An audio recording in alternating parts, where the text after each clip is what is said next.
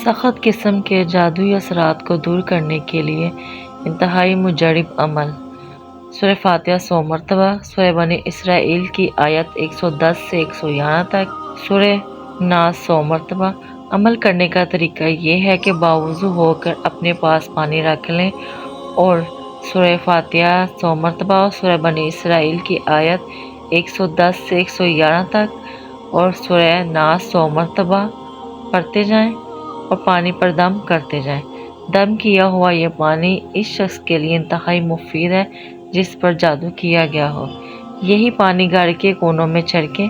अमल करने के बाद अल्लाह ताला से दुआ भी करें कि या अल्लाह अपने इस कलाम की बरकत से मेरी मुश्किलात को आसान कर दे।